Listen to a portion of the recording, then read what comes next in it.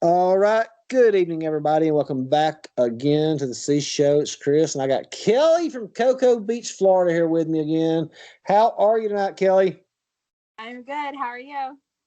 Lady, I couldn't be better maybe if I had some more money, that might help. Um, so we had a good conversation the other night about some unsolved mysteries. Pick out another one of intrigue. I mean, interest, or something that's really going to just spellbinding. What kind of story you got for that one? All right. Well, there's another really popular one called the Circleville Letter Writer. And this one gets a little weird. It's very small town. I actually drove through there a couple months ago, and the first thing I said was it's the Circleville Letter, same place. Um, so this bus driver gets a anonymous letter in the mail, and it says, "I know that you're having an affair with whoever the superintendent is." And she's like, "Okay, that's disturbing." So she didn't say anything to her husband. She gets a few more letters over the course of the next year. Still doesn't say anything to her husband. Finally, one day her husband goes and gets the mail, and he's got a letter addressed to him. And it's telling him that she's having an affair with the superintendent of schools. Okay. All right.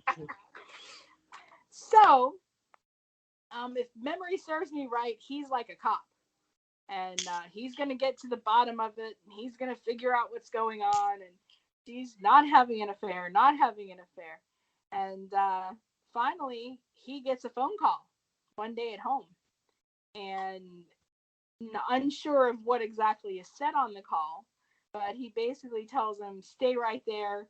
And he goes and he has a terrible car crash. He hits a tree and hits head onto a tree and kills him instantly. In the meantime, um, letters still come. He still gets letters long after he's gone. She's still getting these letters. And one day she's on her bus route, and there is a sign up that basically says, I know what you're doing, and I know that you're having an affair, something along those lines. Well, afraid that her kids would see it on the way home from school, she goes to tear this sign down, and it's booby trapped. Really? Yeah, the sign is booby trapped with a gun. So she has to call authorities. Authorities come out. They look at it. Nothing. It's basically wired so that if she'd have went and pulled down that sign, it'd have shot her. So in the Okay. meantime, everybody in Circleville who is anybody, so the superintendent, school board members, anybody who is of any importance, are getting these letters, basically talking about all the dirt in Circleville. But most importantly, about this bus driver and the superintendent. So it kind of goes back and forth. They don't know what's going Oh, on. wow. She gets phone calls. She gets letters. In the meantime, her brother-in-law gets starts getting letters, and it basically says the same things, same kind of thing, the dirt and all that. Well, finally, cops get a tip, and they say that he's the Circleville letter writer. No. Yeah, that it's the brother-in-law. So they start investigating. They put him up for trial for attempted murder on the booby trap sign. Okay. He's convicted. He's put in jail. Letters still circulate the entire town. No. Yes, they really do. Okay. No one can figure it out. They know that it's not coming from him because he's in jail and all the mail is checked. So they know it's not from him, but these letters are still pretty prevalent. In the meantime, the bus driver ends up getting close to, and I think at least dating, if not marrying, the superintendent. Oh my Well, God. yeah, she ends up actually getting with him. Now, I'm uncertain if they got married or dated, but same kind of thing. So they then in turn, the brother-in-law gets out of jail and all these letters are still going on. Finally, it just dies down. As quick as it started, it stopped. Okay. Until Unsolved Mysteries came to town to do a segment on it. How do y'all? How do y'all? Is this close to y'all too? Yeah. How do y'all have so many unsolved mysteries down there? I mean, y'all had that and this one. And, Oh no, this one's in Ohio. I'm sorry. oh, This one's in Ohio. okay. I'm This is in sorry. I'm Ohio. sorry. We have a ton though. Holy cow. Yeah. So they end up getting together. Unsolved Mysteries comes and says, "Hey, we're going to do a segment because we don't believe it was Paul Freshour, the brother-in-law. They don't believe it's him. They were told it wasn't him, and it's an interesting segment." And they come down, and Robert Stack, in only a way he can in the '80s, comes out in his suit and shows the letter that Unsolved Mysteries received. And when they open it up, I'm getting goosebumps thinking about it. It's literally the same handwriting as all the other letters that they've shown in the segment. Oh my God, I've got to find that one on. Oh, it's so good. So I don't believe it was the brother-in-law. I have thought long and hard, and I believe it to be the brother-in-law's wife. Really? Yeah, because with him out of the picture, she could do what she wanted. So there's that. Whether or not she was having an affair with the superintendent, I'm kind of iffy on. I'm kind of thinking something maybe was going on. But yeah, it was like 4 years of harassment, and these letters just went everywhere around this little old town. And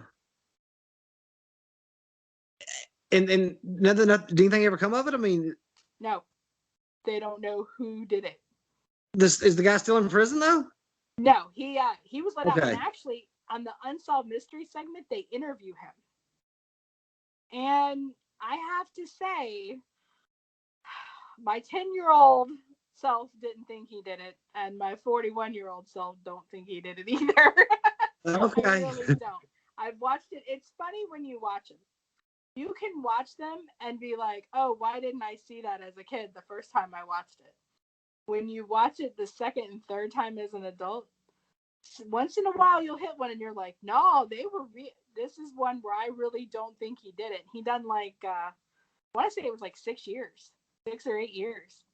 And he swore up and down he didn't do it. That was a pretty good one right there. I've never heard of that one. I love me some Unsolved Mysteries. I can just picture Robert Stack coming out and saying that one.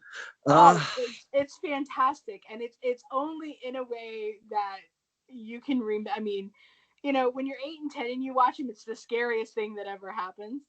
And then when I was older, in fact, when I was pregnant with my middle daughter, was when I started rewatching them. And then I was like, oh no, they're lying. They're lying. I watched that one and was like, he's not lying. I don't think he did it. There's been a couple that scared me as a 20-year-old that didn't scare me as a kid, which is a little weird. That really, I had one that really freaked me out one time, and my husband still laughs at it because I swore this episode existed and couldn't find it for like 20 years. And I swore this episode happened. But there's another really great one called The Whackers. The Whackers. All right. Good evening, everybody, and welcome back to the C Show. I got Kellie here, and I think she's going to tell us another unsolved mystery. I got another fun one. Okay. Really fun one. This one is that I think it's in Ohio too. It's called The Whackers. Literally what the episode's called. It's called The Whackers. It's in season 6, I believe. I don't really remember it as a kid. or it didn't scare me as a kid. But I'm pregnant and it's midnight and I'm up watching TV and it was Unsolved Mysteries and this episode comes on with this cute little elderly couple. They're adorable. They're just absolutely adorable. And they start telling this story that is so scary that if it actually happened, is just horrendous. She is recovering from heart surgery. He goes to the grocery store. They get a knock on the door. She goes and answers it. She answers it, and this guy wants to use the phone. His car is broke down. She's like, well, okay, sure. She leaves him in the living room. She walks into the kitchen. She thinks he's left. She comes out and gets hit right over the top of the head. He attacks her. So she wakes up on the floor, tied up. House is ransacked. They've taken like a gun, a flashlight, some tools. Very odd things, but maybe if you wanted to pawn. And then he says, in crayon, there's a message left to them, and it says cheaper, but will do. So they don't think anything about it. They think it's a one-time thing. Don't think anything about it. Over the course of like, I don't know, 2 years to 6 years, they get harassed. And I'm not talking like, you know, a note here, a phone call here. They would get multiple phone calls at night where they would hang up or heavy breathing and hang up. Which back in the 80s, that was a great prank call when you were a kid. that was what you did. Yeah. that was what you did. So maybe it was a pranker. But then they started getting notes on their porch. And then some of the items that were stolen start reappearing on the porch. Oh God. Yeah. They can't figure it out. They don't know what to do. They keep getting these notes that are threatening. They're written like a someone who's using maybe their left hand when they're right-handed, something along those lines. So they're uncertain as to what's going on. So they decide that since they have an RV parked off to the side of their house, they are going to do a stakeout. And they put up lights and they plan the stakeout for like a week from the day they put the lights out, and they get a they're still getting notes. Even with the motion sensory lights, they're still getting notes. They can't figure it out. So they go to do a stakeout and nothing happens. The lights don't come on. There's no notes. There's literally nothing happening. So they're on CB radios and they said, okay, guess we're going to go ahead and just call it off because, you know, nothing's happening, right? About the time they go to call it off, the little old man and his son-in-law come into the house. They hear the banging on the side of the house like they're used to. They run outside, the light comes on, and there's a note left on the porch that says, your lights are a joke. Oh, wow. Yeah.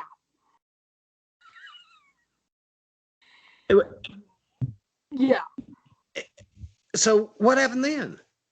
Well, a few weeks go by, same thing, phone calls, little notes, phone calls, little notes. They would change the number repeatedly. They always seem to get the number. Finally, the guy says, you know what? I'm not leaving my house. I've just decided I'm not leaving. I'm not going to do it. So he makes it very clear to all family, friends, anybody, because he doesn't know who it is, that the harassment can just keep on. They're not leaving. And she goes out to let the dogs out one night, and she goes to call him back in, and she is once again hit from behind. Dadgum. Knocked unconscious again. He goes looking for her, comes out, calls the ambulance. They come and get her. Still getting harassed. As of the date of the show, they were still getting harassed. Nobody ever figured out anything. And that's it? And then that's how? That's how it ended. Now, on a side note, after the series aired, and internet became a thing in the 90s, apparently the opinion was that it was the husband, that he was trying to kill her, and this was not doing a very good job of it. He died before she did. She lived 19 years longer than he did, and unsure of when it stopped, but much like the Circleville letter writer, as soon as it stopped, it quit. No one seems to know anything. Now, apparently there was a highway that was going to be going through that town. Some people speculate that maybe they wanted part of their land for the highway, and somebody was trying to get them to move. Another speculation is that it was one of their kids, and they were trying to get them to move for whatever the reason. But no, nobody ever found out. In fact, nobody ever found out. And I thought the episode, I thought I dreamt it. If you can picture this, I'm way pregnant, and this comes on. My husband is in bed, asleep. He worked the night shift, and I was so scared I jumped into bed. Oh my God, the letters, they got lights, she got hit by behind. And I never saw the episode again. That was 2001. 5 years ago, I'm fumbling through, and Lifetime had Unsolved Mysteries on, and there it was. So for the longest time, I never even saw the episode. It wasn't thought to be anything. Most people just think the old man did it.